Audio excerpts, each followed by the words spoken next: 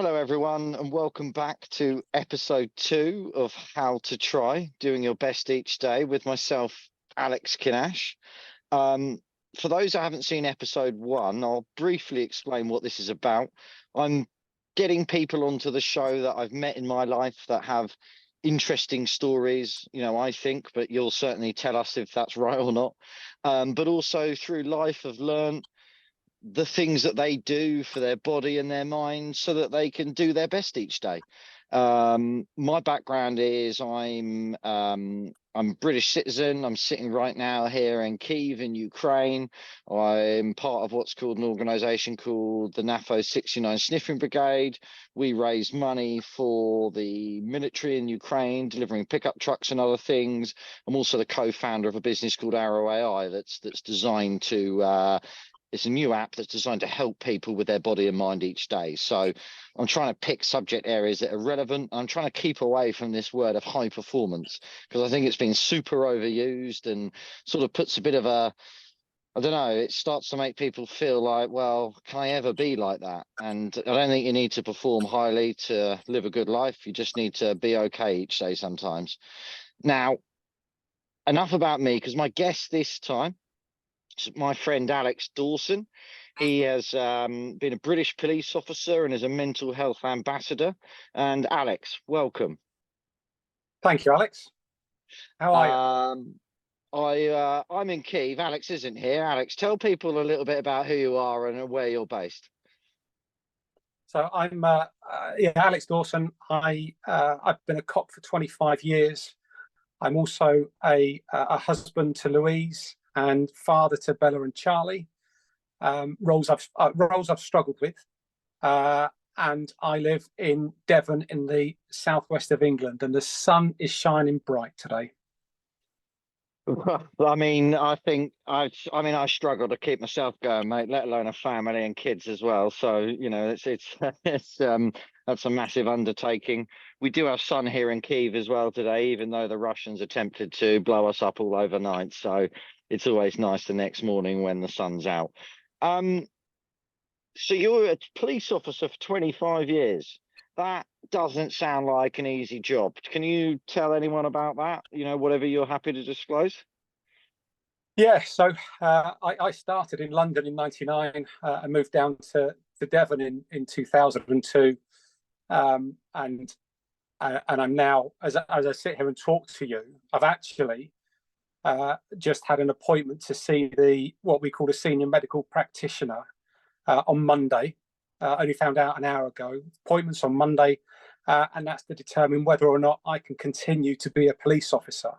Because what's happened to me over the last 25 years has seriously taken its toll.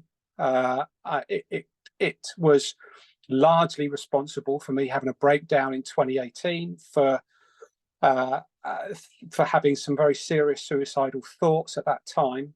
And I haven't been the same person since then, to the point where I've been signed off work since October of last year, diagnosed with chronic PTSD, with depression, compassion, burnout, fatigue, and stress caused by psychological trauma.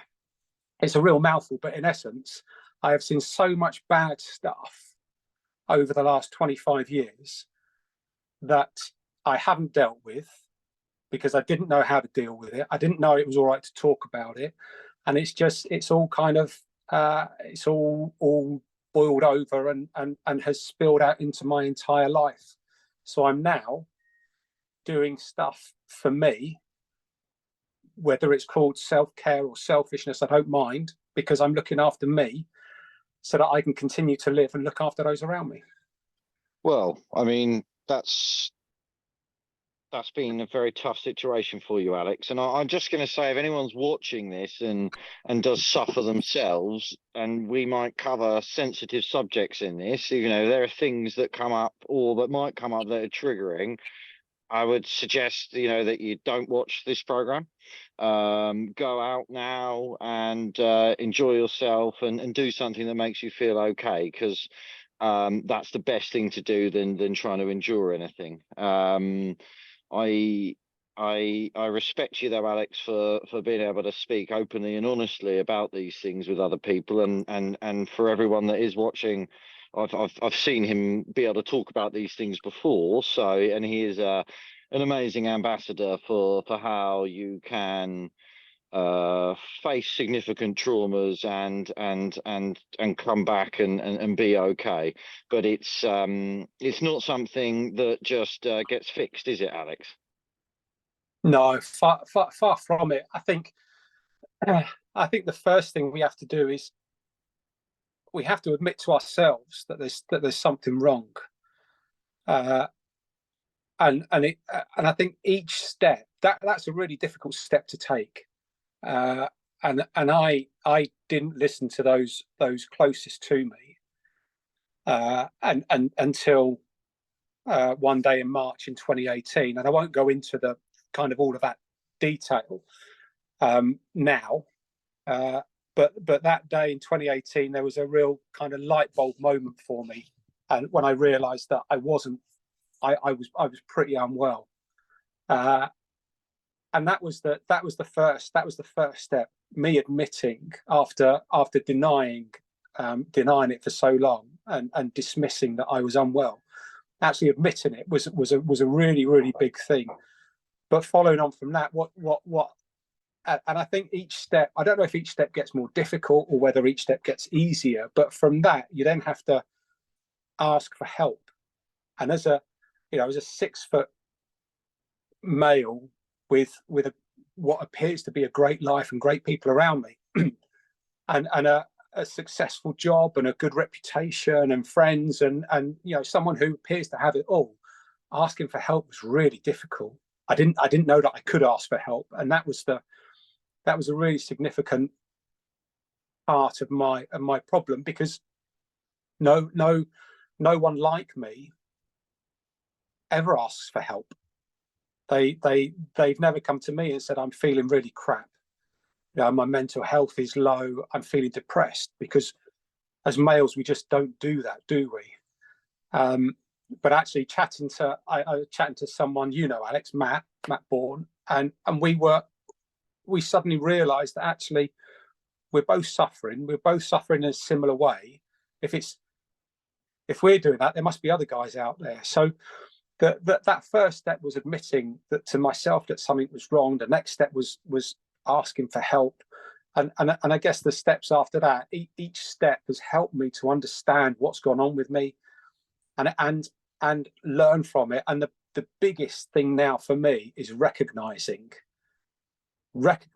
identifying when I'm going down a dark road, and it happens. I'm not cured. I will always, a little bit like an alcoholic, will always be an alcoholic. I will always live with mental ill health. It's just how I manage it, how I recognize it on that day-to-day basis, and what I do to try to deal with it and to cope with it. That is the difference now. It might be useful for people that watch this because, like you said, you got to a point where it suddenly you realised that you needed help, but there might be people watching that haven't actually quite figured out that things are going down the wrong path.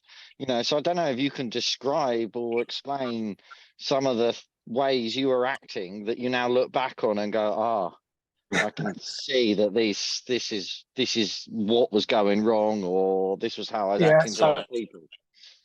I was I've never been violent. Well, no, that's wrong. As a police officer, I've been violent, but only where it's reasonable and necessary, and I've had to be. To my wife and my children, never ever any violence, but aggression. And my fuse became shorter and shorter and shorter, and I would shout at my children for leaving the shoes messy downstairs. I would shout at my son for leaving the bath mat scrunched up, screwed up in the bathroom when he'd finished it. I would moan about dishes being left out.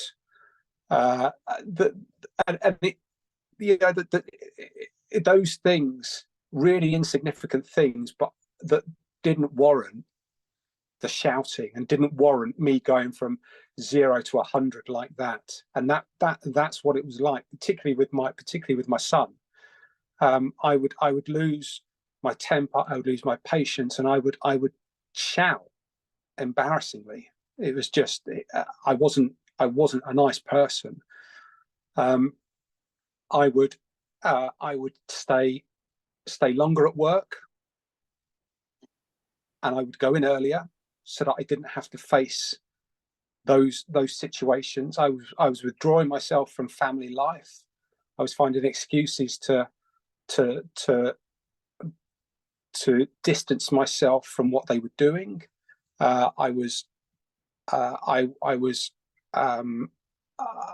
became. I have a really good circle of friends, but I was starting to distance myself from them, and I didn't at the time. I didn't know I was doing it. My wife was telling me that it was going on, but I didn't believe her. There was a phrase I used an awful lot. I said, "This isn't life. This is just an existence," because that's what it was like. Go to work, come home. Go to work, come home. A little bit of enjoyment here and there, but not a lot, and not enough to sustain me. And but I didn't know this.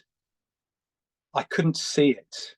So despite these people telling me, it wasn't my problem. It was their problem.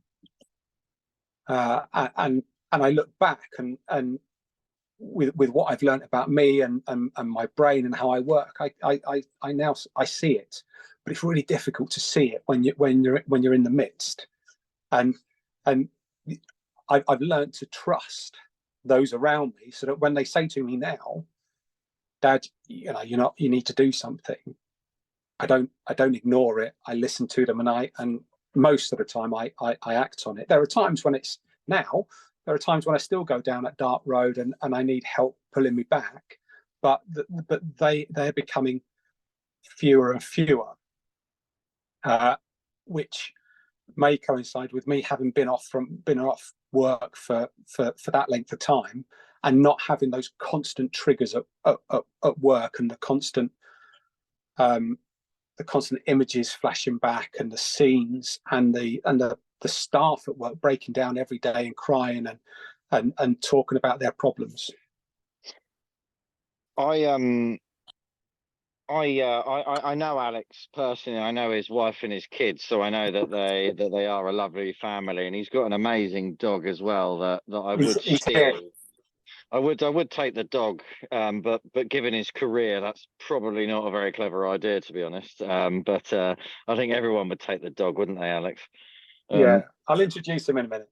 Yeah, and so I think that's very clearly articulated the signs that you look back on now that things were going down the wrong path.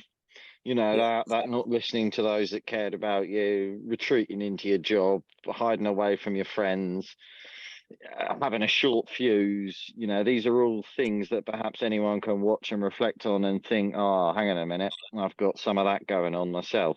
And if you do, maybe there's a moment for you to pause and think, is this right? And am I really being me, or am I actually, going down a bit of a dark path? It sounds like, though, Alex, that you did reach a point where you managed to, I don't know, reach the bottom and then start coming back up. Is that fair to say? Yeah. So I reached out to the doctor one day. Well, in essence, one morning, while my wife was getting ready for work, I should have been getting ready for work. I said, I'm not going into work, just not doing it. Don't know why, not ill, just don't want to go in. And then my son came upstairs, and he said, why is Bella, my daughter, downstairs crying in the dark? My wife went down, came back up, and she said, it's you. She's there because of you and the state you're in, which was that moment. It was that moment. And I then did something that my wife had asked me to do many times, and I phoned a doctor. I said to my wife, I'll do it. I'll phone a doctor. I phoned a doctor, asked for help, went and saw the doctor. She was brilliant. I had an hour and a half with her, I cried for the hour and a half, and it was just a complete download of everything that was going on. And she said to me, "I'm going to sign you off," and I said, "Give me a couple of weeks, I'll be fine." But actually, that couple of weeks turned into 6 months, and the first kind of 6 weeks of that was, I continued that downward spiral to the point where I planned to take my own life on a number of occasions, and had made preparations. But I came through that with the help of a psychologist, who he taught me an awful lot, and I still use today a load of what he taught me. But one of the big things was, he said, we spend hundreds of thousands of pounds each year between us on making our muscles big and strong and flexible and this, that, and the other, but we don't exercise this. We don't exercise this. You got a six-pack under there somewhere, haven't you? Yeah, it's me. It's I hide her well, Karen. We don't use.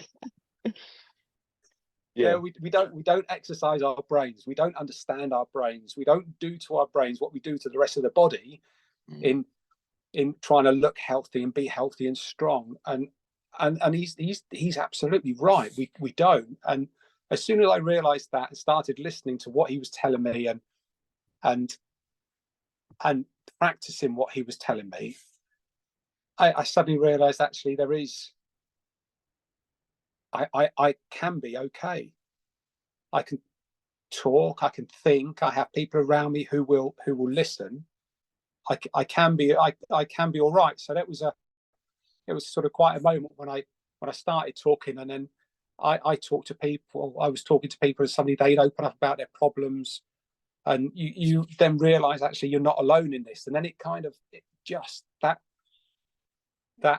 confidence in talking about something that's really quite personal, that people see inside of you, it became a lot easier. And as I opened up and more people opened up, you start to realize that, there's a lot of us out here who are suffering without knowing it. There's a lot of people who live with depression and PTSD who don't know it.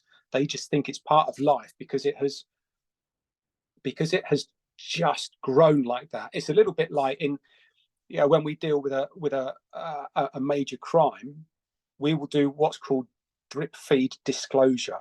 So we won't disclose all the information we have to the suspect and the solicitor at once. We will do it slowly. Well, that's kind of what this is like. It builds up slowly. You don't notice those incremental difficulties increasing on a day-by-day basis. But if you were to take a snapshot from 2 years ago to now, you would see how your life has changed and how it's been made more difficult because of everything that's going on in society. But we don't fully appreciate that. We just think it's normal life. It's not normal life. People live with the PTSD and depression and anxiety without realizing it, because they just put it down as, well, this is normal. That's what I did. It's not. It isn't normal, and we shouldn't allow ourselves to live like this, because we do find ourselves becoming more and more ill. But by talking about it, acknowledging it, we help. And I think it's being a police officer is not an easy job, right? No. It is a problem in the UK emergency services and emergency services around the world. Be it in police, fire, ambulance, or serving in the military. When you sign up to serve your country and take a line of duty, to some degrees, you're also signing up to be exposed to human trauma and horrors that the average person won't see in their lives. And that has consequences. I think it's going to be one of the massive challenges here in Ukraine, that there are obviously a number of people serving in the armed forces here, but also when you're in a full-scale war zone and under attack every day, that trauma actually extends across the whole population. So yeah, massively. I have And great it concerns. becomes normal life, doesn't it? It is amazing how quickly even air raid sirens have become normalized for most people. Like I was out on Friday. It was Friday. Was it Friday? Yeah, last Friday. And an air raid came on at about 5:30. You can hear it in the sky, and the kids' playground's full of kids and parents still. People are not shocked by air raids anymore. You know, that which Now there is some air defense, right? And it can protect quite a lot, right? But there is still a chance that you're going to get blown up by something very quickly and die instantly. Now, if that happened in England, kids and parents would scream, they'd run home and stuff. But because they've heard it here so much now, they've now normalized that. And it's Yeah, like quite a horrible situation that, no doubt will have longer term issues, a bit like, I guess, what you've been exposed to as a police officer, right? Because yeah. and it doesn't happen straight away, is my point. It happens a bit No, later on. it Is that builds right? up. Yeah, yeah, it builds up. I, I sort of deal an awful lot with analogies, and it's like the frog in the pan. You put a frog in a pan of boiling water, and it will do its best to jump out because it's hot water. You put a frog in a pan of cold water, and you turn the gas on, and you warm it up slowly. The frog doesn't realise it's being cooked because it's ever so slow, and that's what this is like. Things happen over a long period of time, and suddenly we get used to something that if we could take ourselves out of it and look at it, you would say that's not right at all. But it's kind of it's acknowledging, it's making that acknowledgement that it isn't right, that has been a difficulty of mine, but I can now see it. So you had some pretty serious hardships there, right? There's no doubt about that. But you've starting to turn a corner, and now, going back to the title of the show almost, how to try and be your best every day. I'm assuming you've started to have techniques both for your body to make yourself be able to look like the temple that I am. Did you say temple? Temples are run down, so you probably run down and archaic. Good one, mate. Good response. Yeah. Like a crumbling, A you know, palace. a palace. Exactly. I mean, I am. I thank you. No, in all seriousness, I think I've maybe got a bit of work to do on that front, on every front, really. But a little bit, mate. I will come to that gym at some point soon.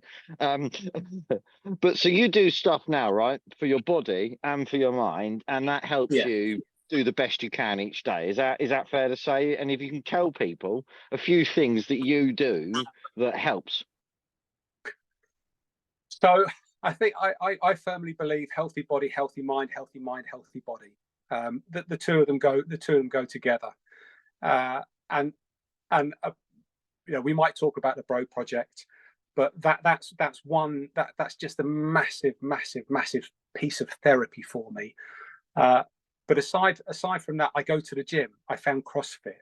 It doesn't need to be CrossFit for everyone. It can be whatever they want to do. But I think that kind of that camaraderie, that getting together with people, like-minded people, having some banter, a chat, or just being there and saying, look, I'm not feeling it today, but I'm going to go through it. Don't expect too much.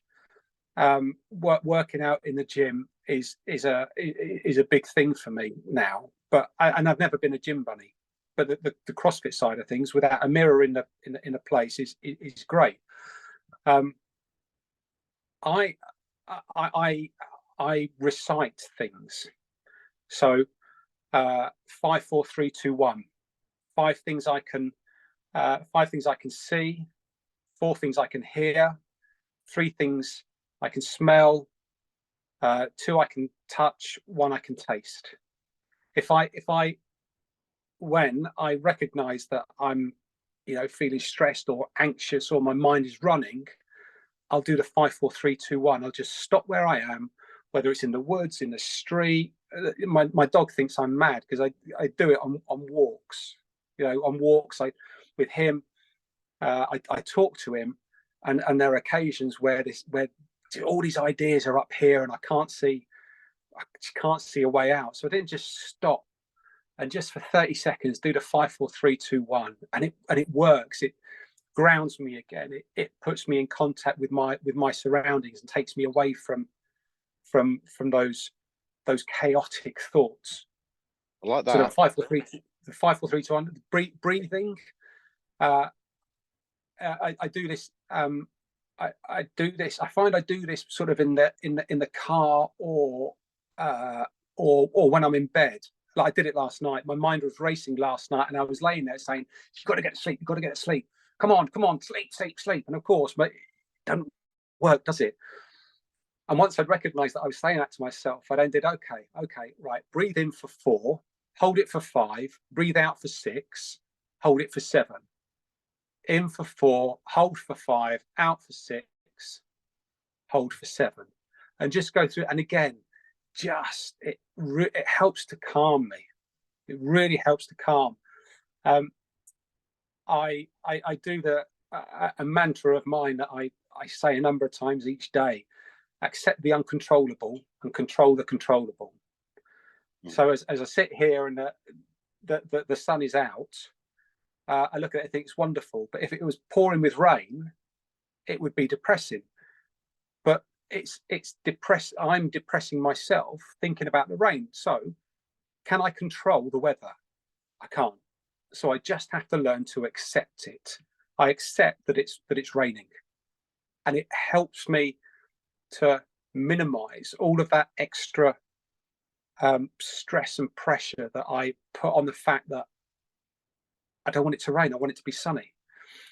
So I use that, accept the uncontrollable, control the controllable, an awful lot each day when I'm faced with situations or decisions, or I hear people say stuff that winds me up.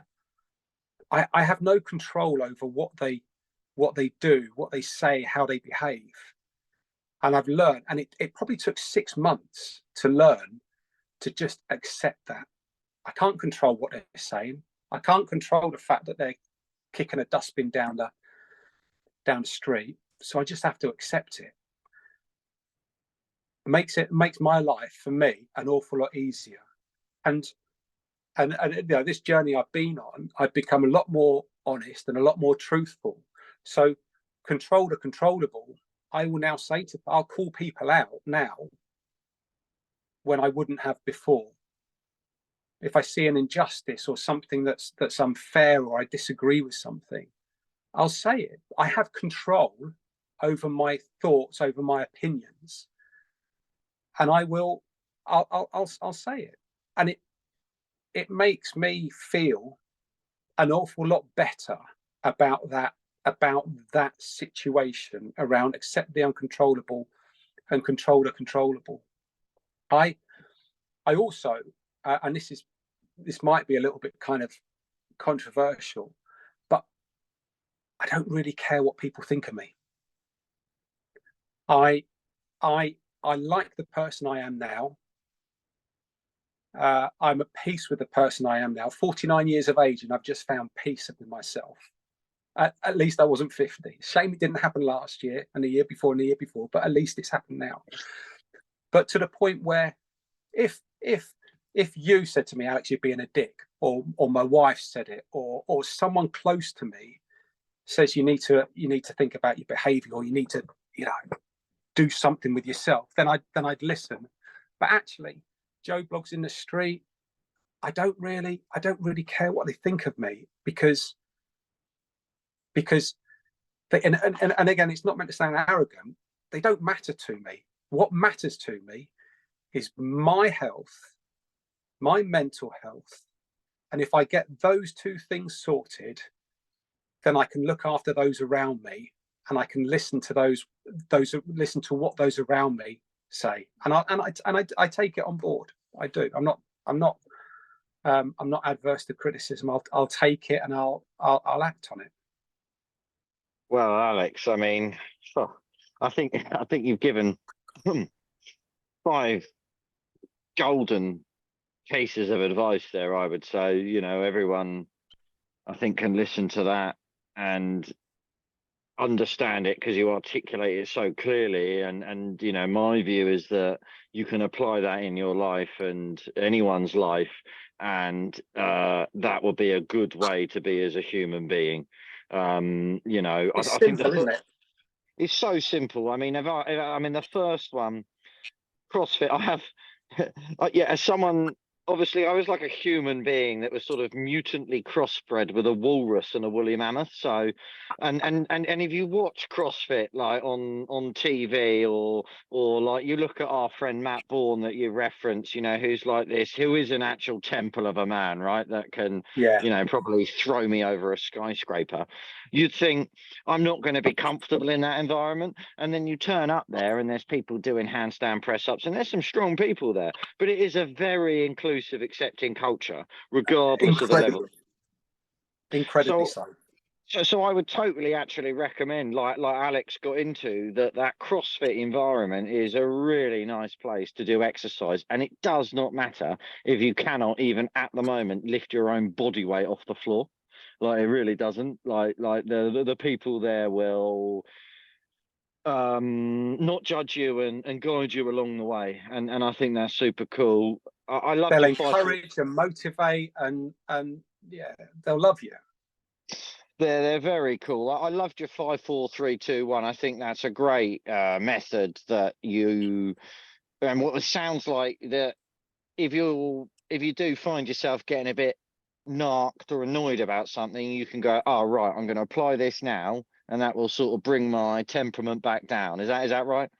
Yeah, yeah, Yeah. yeah. It grounds you with the sort of the here and now, and it ain't going to work for everyone. It's not going to work in every situation, but it's another thing to do, isn't it? To try and help. Definitely, and I think that not worrying about what other people think is a big one. It was a big one for me. I think on episode 1, where we had Jack Thorpe, the swimmer and bearded Scotsman, as I very politely titled him. That for us was a big thing as well, right? Is a lot of people, especially in this digital world with social media, start judging and themselves against these other people that they don't know, or they're scrolling through news feeds of people putting up some fake life with only the good bits in it, and they can start to feel bad or worry about what other people think. But I think as soon as you are comfortable with who you are and all your imperfections, of which you've got them, I've got plenty, then everything becomes okay.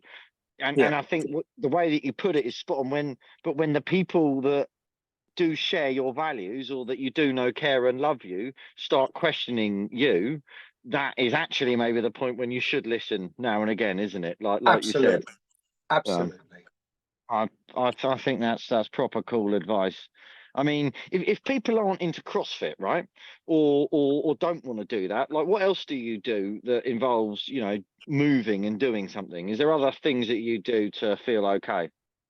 Yeah, so I go into that. Unfortunately, I have a garden. I go there and I weed, or I take the dog for a walk, or I get on a bike, swim. A bit of cold water therapy. It's you don't have to pay anything for cold water therapy, and it, we're all pretty geographically, we're pretty close to some cold water. We all are. It's never too far away. So yeah, that and anything that acts as a distraction. I mean, you can do sort of cold water therapy in a shower, technically, can't you, to give yourself some alertness in the morning? If Yeah, I think this one technique is, rather than just having a warm shower, maybe blast it cold and see how long you can handle it for. It might be two yeah, seconds, it might be 3, 5, but that has a really good sort of awakening and alertness feeling and technique to it to start your day. yeah. Um, Obviously, I can handle about 0.2 seconds before I scream like a little girl, but that's just me. I'm sure there are, I do. tough. I also do this kind of this body check thing. So All right. where you can do it sitting down, you can do it laying down. I don't think standing up is ideal, but where you just close your eyes and for a few minutes you talk through the parts of your body. So you get into contact with the toes on your left foot, your heel, your calf, your knee, your hamstring, your quads, and you sort of go through all these parts of your body. And it sounds silly, right? But are they still there? Can I feel them? Yes, I can. And it's just it helps me. It's just another thing that helps me to reset, because not one thing works every single time. Sometimes sometimes it's 3 or 4 attempts. Sometimes the breathing doesn't work, but actually that meditation of the body, that body check, does work. Sometimes the CrossFit doesn't work, but actually the cold shower afterwards does. So there's not I find that not one thing, there isn't one thing that sorts me out all the time. It's about having a number of things that I can call upon, and it's not a quick fix. You don't amass this kind of armory of solutions overnight. It does take some practice, and I'm quite an impatient person. I'm a starter, non-finisher, but actually I've had to be a starter finisher with this, and it works. It's taken time, but it does work. So if anyone does listen to this, and if anyone does start trying some of those things, don't get frustrated because they ain't working, because one of them will work. And then once one of them works, your sort of mindset changes a little bit and it opens up a little bit. And you, before you know it, they will work and you'll have your go-to sort of sessions. I think that's the cool thing with this is, hopefully people will watch it and maybe they'll take something from it. And if you do, we'll put Alex's contact details in the description, but also comment on the video, right? Tell us if what you heard sounded like it was useful. And then if you've gone away and tried any of it, let us know if it made you feel okay or not. Did it actually help you to have a better day on the day that you tried it? Because we'd love to see if it did or not. Because that's really the purpose of what we're trying to do by talking about ideas to help you be your best on a day. You mentioned something called the BroProject, right? Did you wanna? So you do stuff for yourself because you've had to be okay. And what's the BroProject about then? How long have you got? So the BroProject is something I co-founded with a couple of other guys because we realised that men talk better most of the time when we are side by side. Women talk face to face generally, and they can have personal, intimate conversations comfortably when they're face to face. Guys can't do that generally. So we worked out that actually side by side we're better at talking. So with a couple of other guys, we co-founded something called the BroProject, and what we do is we raise money to be able to put on free sessions for guys to come to have a laugh, to bounce off each other, to talk if they want to talk. There's no pressure to talk. You don't have to talk about what's going on in your life. But generally we find that guys do. They come to the sessions, they open up, they talk about what's going on, they share their problems. And sometimes there's a little bit of signposting goes on. Sometimes there's a little bit of reassurance and understanding and sympathy. And sometimes there's just an ear. Sometimes all we want to do is talk. We don't want anyone to talk back to us. We don't want anyone to find solutions for us. We just want to talk. So we put on sort of 5 to 6 sessions a month. We have So it's called the Bro Project. So we have Bro Football, which is sort of a 5, 6, 7-a-side football. We have Bro Create, which is glass blowing session. We have Bro Battle, which is a martial arts session. We have Bro Boot Camp, which is a beach fitness session. We have Bro Bench, which is a bench press session. Bro Walk sings for itself, is a walking session. And the people who run the sessions are trained in mental health first aid. So we had last year we had a ball that you came to, Alex, and we had 270 people at the ball. We raised just around 12 grand, and that money pays for these sessions to take place. It's also paid for us to put 15 guys through a mental health first aid course in March, where we treated it as a bit of a retreat. We had a fellow Movember ambassador come down and train us in mental health first aid, and it was the whole weekend was paid for by the Pro Project. All the food, the activities, the course, the manuals, accommodation. We funded the whole lot through from the ball. A couple of weeks ago, we did a golf charity day. We had 140 golfers go out, and we raised around 10 grand from that. And that money is being pumped back into the Bro Project, so that we can put on more sessions, so that we can pay the guys who are running the sessions, because to start with, they weren't being paid anything. They were doing it out of the kindness and compassion of their heart. And the aim of the Bro Project is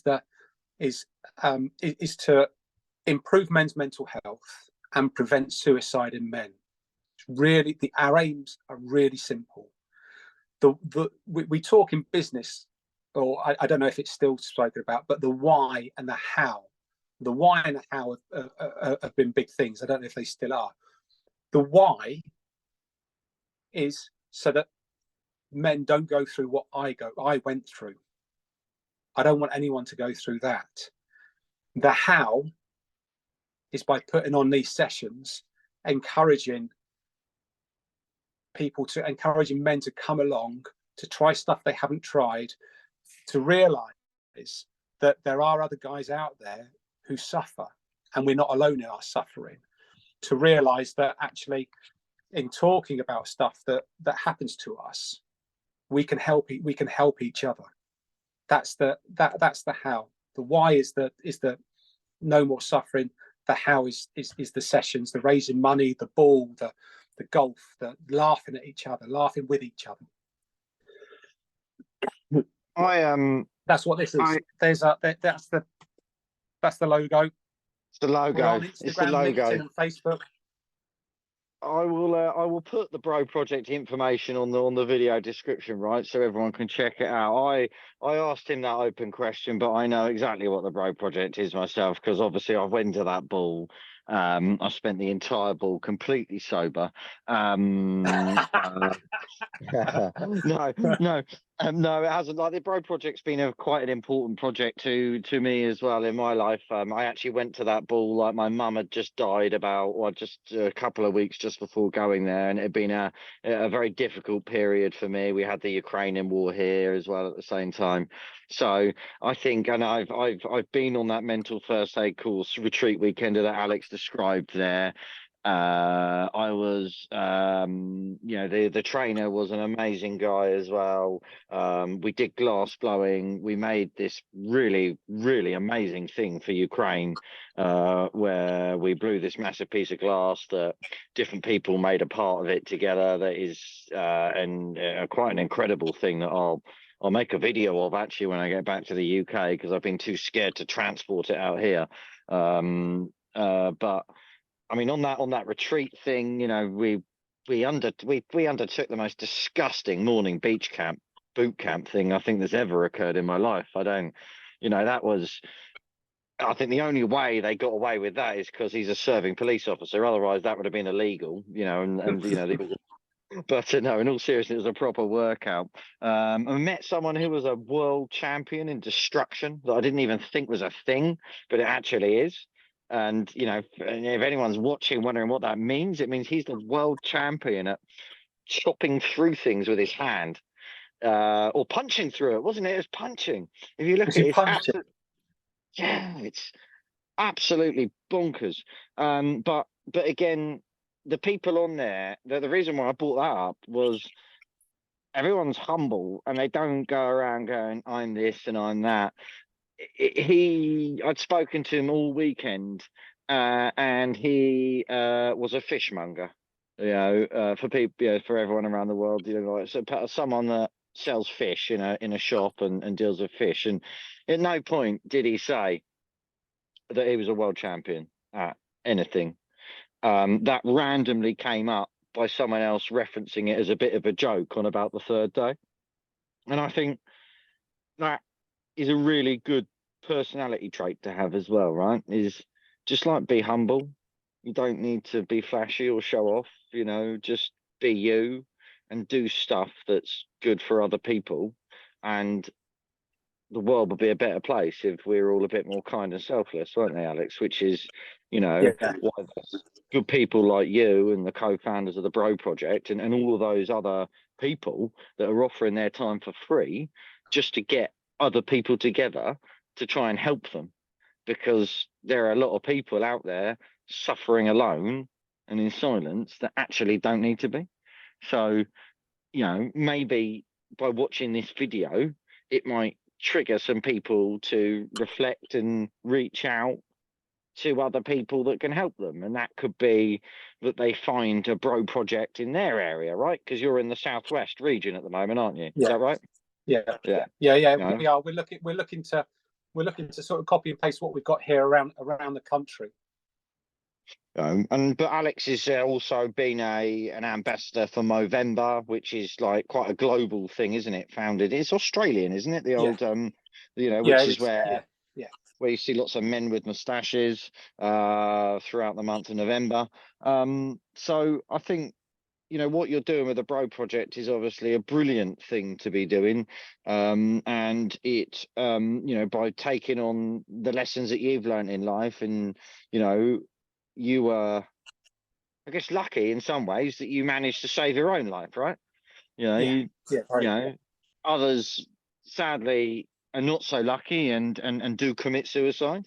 And we have met those people as well, and those tragic things do happen, be you a man or a woman. So I hope that the BroProject can save people's lives before that becomes an eventuality for other men. I'm sure we will. I'm sure we will. I mean, have you got any last bits of advice that you'd give to anyone on how to just try and have a good day and be their best if they wake up and they're like, nah, I'm not up for this?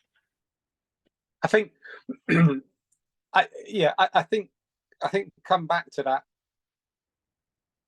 acceptance. If you beat yourself up for not being the best, if you beat yourself up for being unprepared, if you beat yourself up for not being a great father or husband or friend at a particular time, you're making it an awful lot worse for yourself. We can't, sometimes accepting that we can't perform as well as we want to all the time is the best thing we can do, because we take an awful lot of pressure off ourselves in that acceptance. If we maintain a kind of a high intensity, high pressure lifestyle, whether that's as a cop, whether it's as someone who is funding trucks for the Ukraine, whether it's someone running a bakery or someone running a country, if we try and maintain that the whole time, we'll fail because we can't do it. I think accepting that sometimes we don't achieve what we want to, but a lot of the time we do, brings peace. It certainly does. It certainly does to me, and it helps me wake up more often, thinking, I'm feeling good today. I've got I've got a list of jobs to do.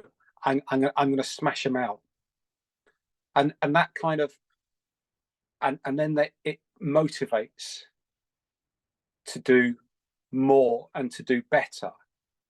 But there are still times when I think, I just can't be asked.